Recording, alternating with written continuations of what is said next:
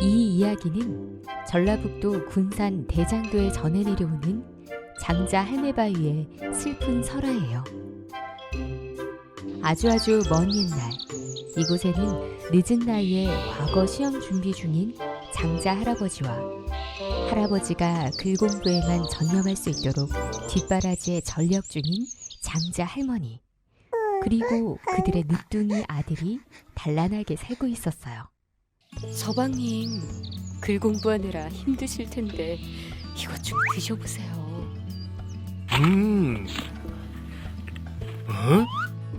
이것은 산삼이 아니오. 모다 주었답니다. 오, 부인. 그러나 이것은 나에게 너무 과분하오. 내가 오랜 세월 과거 시험에 낙방해 평생 부인 고생만 시킨 것 같다. 면목이 없구려. 무슨 말씀을 그렇게 하셔요. 과거 시험에 붙고 안 붙고가 뭐 그리 중요합니까?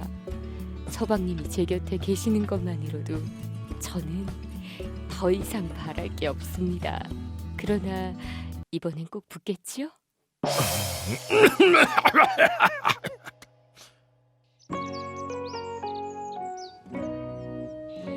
서방님, 떨지 말고 졸지 말고 집중해서 과거 시험 잘 보고 오셔요. 화이팅! 부인, 이번 시험이 마지막이다 생각하고 꼭 붙어서 부인 호강시켜 드리리다.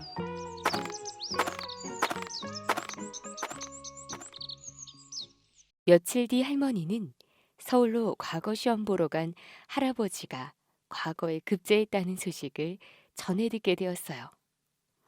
아이고, 우리 서방님, 그동안 고생 많으셨어요. 아, 이제 내 팔자도 활짝 피겠구나.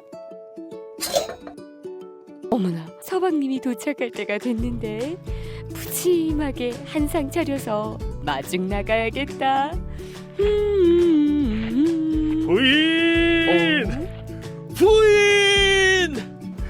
내가 과거 급제해서 왔소! 서방님! 저 멀리 가마에 탄 할아버지가 손을 흔들며 금이 환영했어요. 그런데 웬 젊은 소첩이 할아버지 옆에 딱 붙어 서 있는 거예요. 뭐예요? 저 양반이 과거 급제했다고 바로 첩을 들여? 할머니는 배신감에 부르르 떨며 밥상을 든 채로 뒤돌아 버렸어요. 그러자 할머니와 등에 엎여있던 아이는 그대로 굳어져 바위가 되었어요. 부인! 오해 마시게. 이 자는 첩이 아니고 내 역졸이라니. 그러자 할아버지와 그 뒤를 따르던 무리들까지 굳어져 바위가 되어버렸어요. 사실 할머니가 본 첩은 여인이 아니라 할아버지가 서울에서 데려온 역졸 중 한 명이었어요. 오늘날 전라북도 군산 대장도 대장봉 아래 여자가 아이를 업고 밥상을 든 형상의 바위를 장자 할매바위라 하고 2km가량 떨어진 감투를 쓴 남자 형상의 바위를 장자 할매바위라 부르고 있답니다.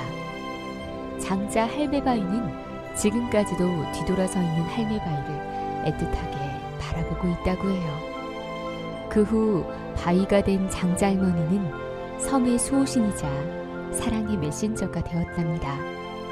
장자 할매바위를 바라보며 사랑을 맹세하면 사랑이 이루어지고 배신하면 돌로 변한다고 하니 여러분은 오래도록 이쁜 사랑하며 살길 바래요.